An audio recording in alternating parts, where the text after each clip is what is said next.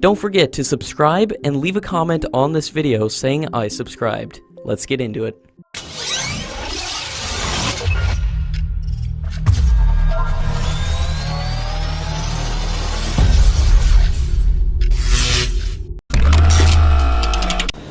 The Indian Air Force has projected a requirement of over 100 Predator UAVs. India is in talks with US for the possible sale of 22 Guardian drones at a cost of $2 billion.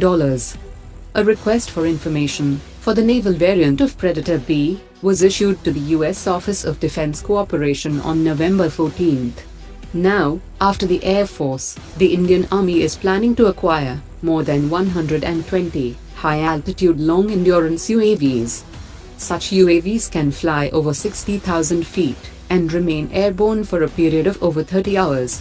The Army's existing unmanned systems fleet comprises of Heron, medium-altitude long-endurance UAVs, and Searcher Mark II, which are tactical UAVs, both built by Israel. Herons can fly over 35,000 feet and feed airborne intelligence for over 45 hours, compared to Searchers that can operate at 15,000 feet for nearly 20 hours. These high-tech UAVs will help the Indian Army to strengthen its intelligence, surveillance, and reconnaissance capabilities, and improve the effectiveness of its military operations. India is enhancing its fleet of combat helicopters.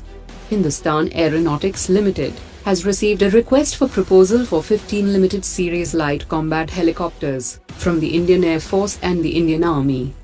The Air Force will take 10 helicopters and the Army will take 5. According to sources, the cost of each LCH will be around 231 crore rupees.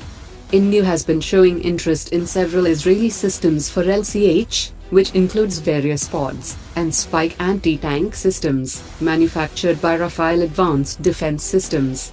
The helicopters would have day and night targeting systems, including the helmet-pointed sight and electro-optical pod, consisting of CCD camera, infrared cameras, and laser designator. The LCH is also fitted with self-protection systems.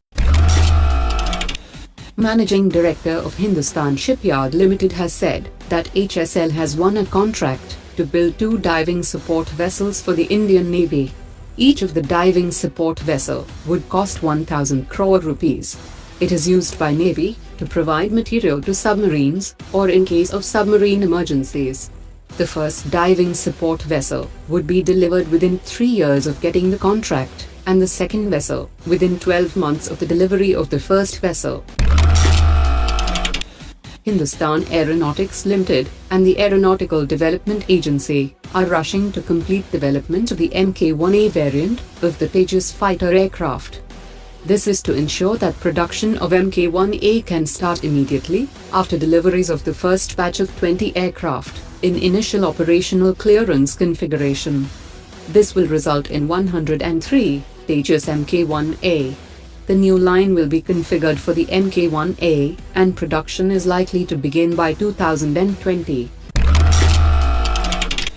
The Indian Navy has ordered 78 diver detection sonar devices from Israel-based DSIT Solutions Limited.